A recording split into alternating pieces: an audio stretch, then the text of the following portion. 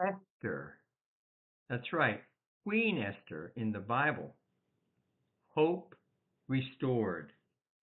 So in Esther 4:4 says, when Esther's eunuch and female attendants came and told her about Mordecai, she was in great distress. So Haman, a guy that was like second or very close to the pagan king, right? He was very jealous and wanted these Jews wiped out. But the plot was discovered. And so Esther found out about it, and it rested on her shoulders because her uncle Mordecai, he knew about this.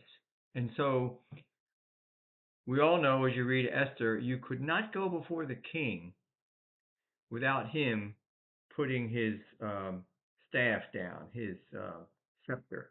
He would put it down like that. Yes, my dear queen, what do you want? But you know, if he hadn't set an invitation out for his harem, his other, women, but this was Esther, right? She was the queen, all right? But she couldn't even come to him unless he allowed it. So there's a lot of levels here. We could go into another time the depth of all this, but Esther, and here's another interesting thing. There were several times the Jews were going to get wiped out, right? How about with the famine in Joseph? We went through that in this Hope Restored series, right? So back to Esther. She was in great distress because she knew that she had to go to the king. But what if the king didn't allow her to come because the punishment for coming before the king uninvited was death? Death. And so when she had the conversation with Mordecai, he said that you're here, or it came out for such a time as this. So I want to ask you, have you ever had a situation where you felt there was no way out, no rescue, hopeless situation, but God delivered you? This is the deliverance here, not only of Esther and her people at that time, but for all the Jews. Another time, the Jews, that God is faithful to his people. We're grafted in, right? Unless you are Jewish by blood, and blood isn't that important, okay? But that he chose those people and he raised them up, and you know through the rest of the Bible what happened, and they will be brought back in. They will be brought back in. That's just a side note here. But how many times he delivered them? So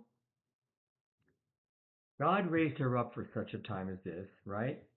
Her people were going to perish because this is a moment where she was compelled to deal with her fear, dashed hopes against the alternative. If she didn't do it, the people would get slaughtered. So this was a plot, and I told you all about what happened if she came up uninvited. So when you read the story and you get into it, you find out that the plot was exposed, the people were delivered, and the enemies were destroyed. Those that had this false report, that had this desire to wipe out the Jews, they were wiped out. And so hope was restored.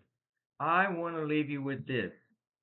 I just went before this was Elijah, and then comes Esther, and more of them are going to come. I have two more in the Old Testament, and I believe I've got the rest of them, four or five, in the New Testament of people that lived and breathed like you and me, and God restored their hope because they were down and out.